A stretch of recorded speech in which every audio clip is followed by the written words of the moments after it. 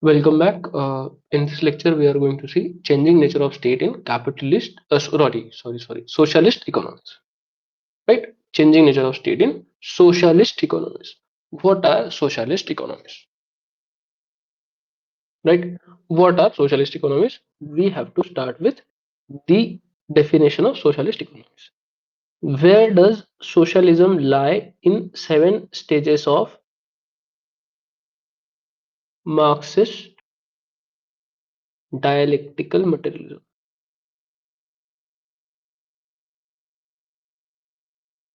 Right? Pre-communism. This is the first stage. Second stage is master slave society. Third stage is third stage is master slave society. Third stage is feudal society. Fifth stage is capitalist. Sorry, fourth stage is capitalist. Fifth stage is revolution. Then dictatorship of proletariat or socialism. This means the same thing. And the last stage is communism. Right? We cannot analyze changing nature of state in communism because there is no state in communism. So we have to stick to analysis in changing nature of state in dictatorship of proletariat or socialism. What is dictatorship of proletariat or socialism? Right. So we'll start with this. Right. Some revision. Right. Some revision is needed. So what is dictatorship of proletariat or socialism? What is it? Right. Number one, it is dictatorship of proletariat or workers. It is basically rule of local communist party, also known as socialism. What is socialism? It is public in bracket state ownership of resources where distribution is according to from each according to his ability to each according to his work. This is socialism, right? This is socialism. So, what are essential characteristics of socialism? Socialism, number one, it is a dictatorship of Communist Party. Number two, what is socialism? In socialism, there is equitable distribution. And number three, there is public ownership of resources. Right? These are three characteristics. Right? So, this is socialism. Where do you see socialism today? Right? So, socialism or socialist states today. Socialism or socialist states today we find in China, Cuba, North Korea. Right? Russia is also there. There is Venezuela as well. Venezuela, as recently we have studied, we have seen there is some upheaval in Venezuela, but Venezuela is in some capacity a socialist state. So China, Cuba, North Korea are socialist state. Why there was a socialist state in these three countries? To to address exploitation of poor, right? This is the ideal for which socialist economy, socialist states work on, to address exploitation of poor, right? Right. So the role of state, the state is deeply entrenched. State has state has a say everywhere in all walks of life. State is uh, the dominant player in socialist economies. Right? All the power, nearly all the power,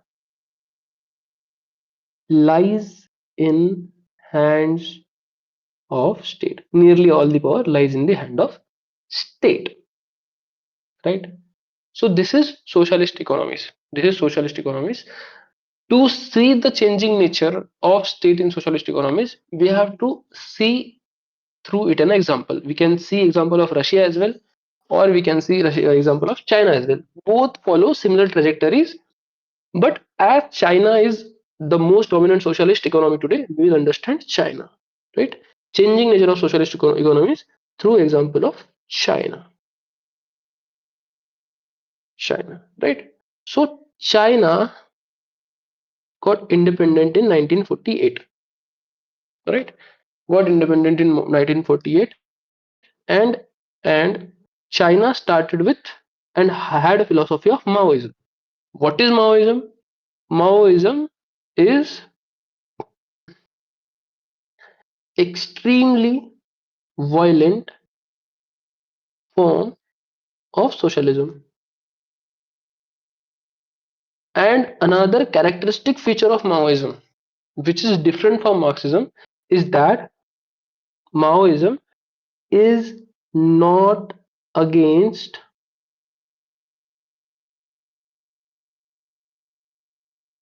is not against indigenous bourgeoisie.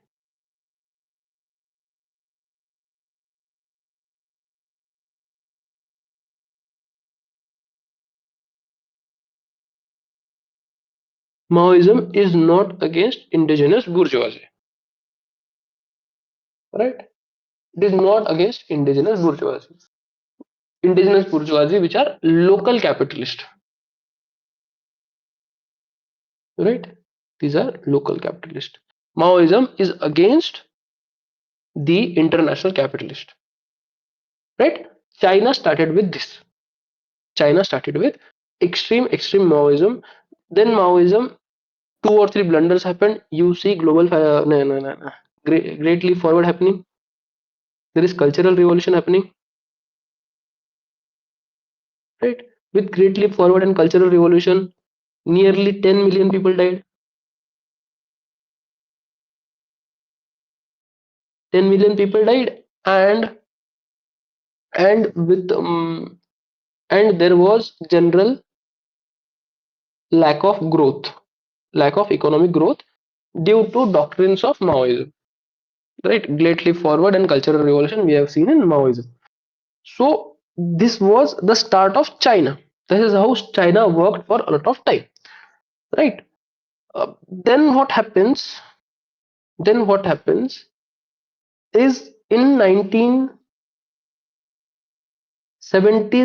ahead, 1970s ahead, we see 1970s after 1971 war of India, Bangladesh, Pakistan, or liberation of Bangladesh after 1971, we see uh, what you say coming together of China and United States. Post 1970s, there was a bonhomie, what you say in international relations, there is this word détente or relaxation of tensions. In what you say collaboration between in China and USA started happening post 1970s with help of Pakistan.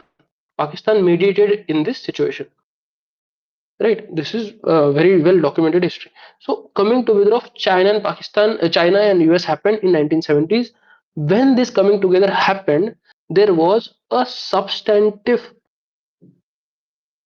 shift in China, in Chinese economy,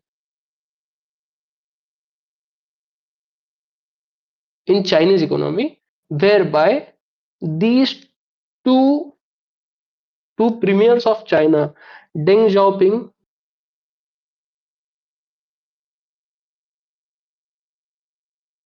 and Hu Jintao, right?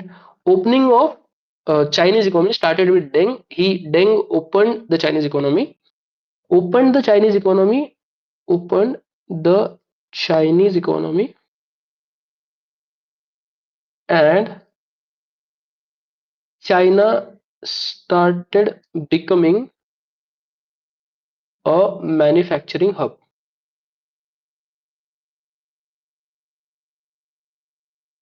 right?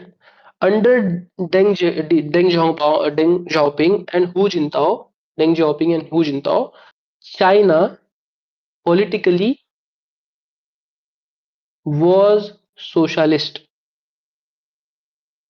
but China economically was was a free market economy. In bracket, I will write at least internally, right? So this is how China changed. China started with extreme Maoism. Then 1970s there was coming together of US and China. US and China came together, and Deng Xiaoping and Hu Jintao opened up Chinese economy. Then China started becoming a manufacturing hub. It all started in 1970s. Right, China was still politically socialist. It means there was only Communist Party of China. There was only CPC. There was no other party. But economically, Chinese economy started becoming a free market economy. Right. This was under Deng Xiaoping and Hu Jintao. Then the third phase began with began with Xi Jinping. Xi Jinping took over China in around 2015-14. I don't remember exactly, but Xi Xi Jinping changed changed Chinese economy a lot. Right, under Xi Jinping, Chinese economy became socialism with Chinese characteristics. We are going to understand this in more detail when we are going to see China US China relations. For now, just remember that with Xi Jinping, Chinese socialism became socialism with Chinese characteristics. What it basically means that state will control market, right? State will control market. What it basically means that no national treatment to MNCs. I will explain this, right? Then there is another meaning that procurement process by government entities is opaque, and indigenous bourgeoisie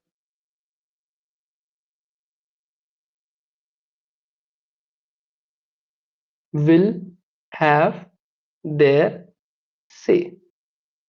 Indigenous bourgeoisie or capitalist in China are members of Chinese Communist Party, are member of CCP, not CCP, right?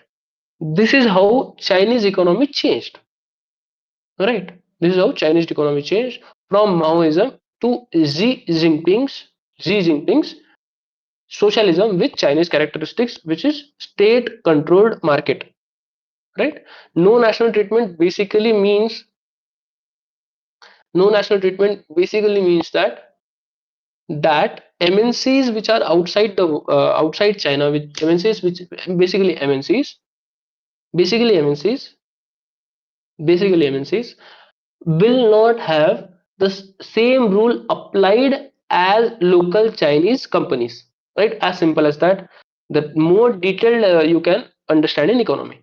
Right, procurement process is opaque. What does this mean? That government contracts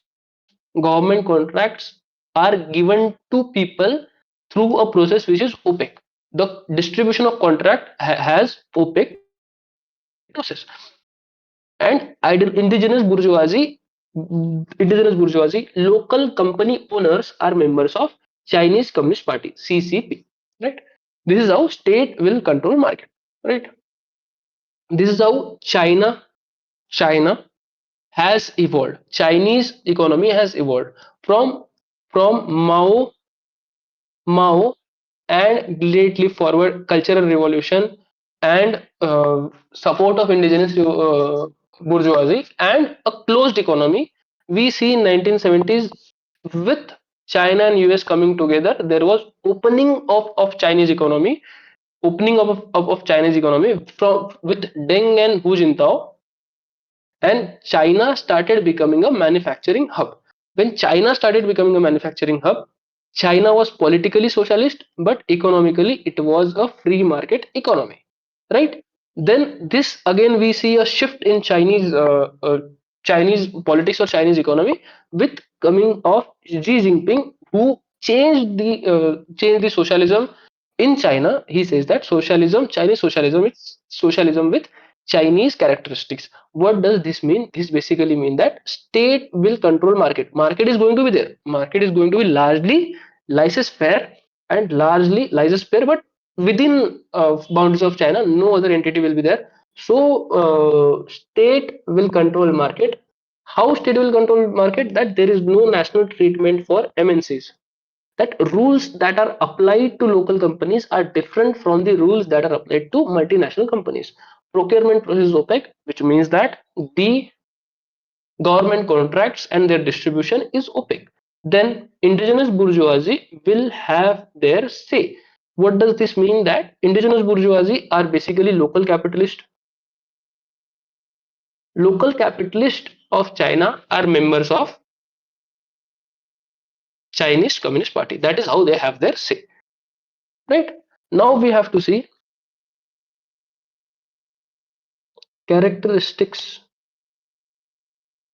of socialist economies.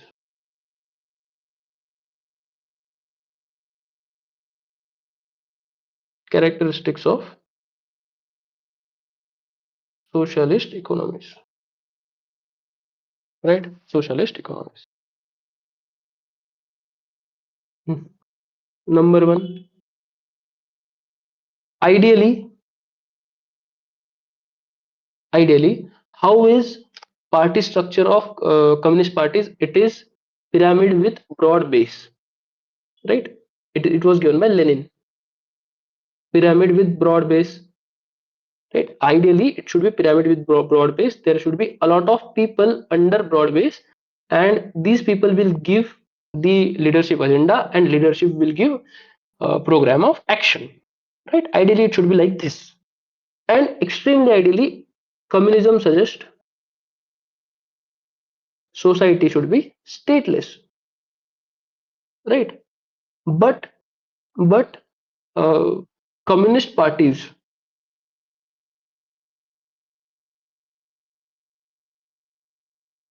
are totalitarian.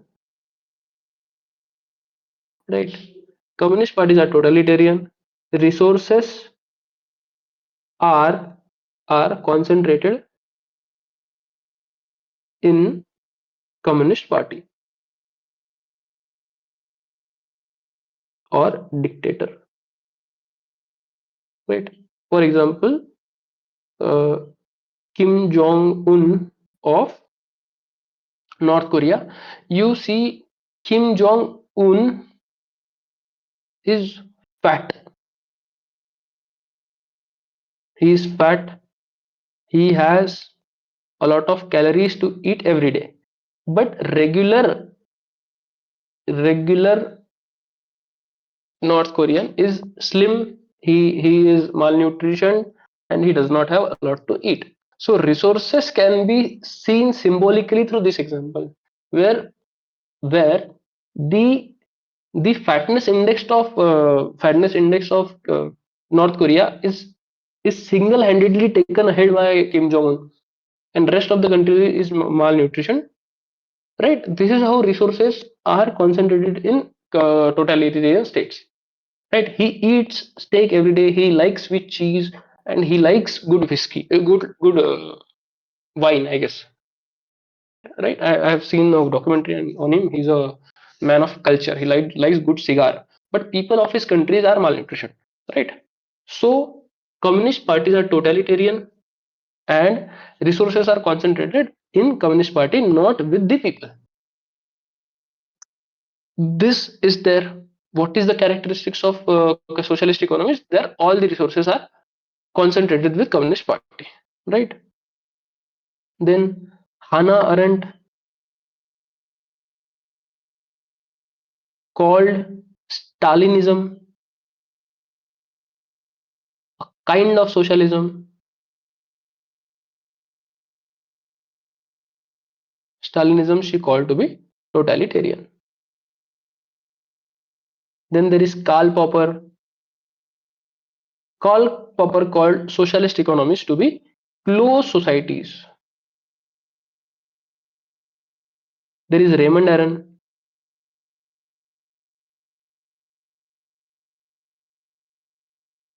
Raymond Aron gives concept of monolithic elite. We are going to see concept of monolithic elite in theory of democracy. In theory of democracy, for now, just remember this is a characteristic of socialist economies, right? The fifth characteristic of socialist economies is end of ideology thesis. What is end of ideology thesis?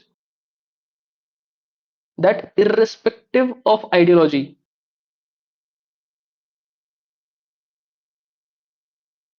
societies move in highly bureaucratic and highly technocratic technocratic direction, right? So ideology has lost relevance. That is the idea. Today, where is the what is the relevance of socialist economies? That it is present today, only truly present in some capacity in China, Cuba, North Korea, and Russia. The formerly socialist economies today have shifted to democracy of one or another form. So this was socialism. We will start with state of developing societies from the no, changing nature of developing societies from the next lecture. Thank you so much.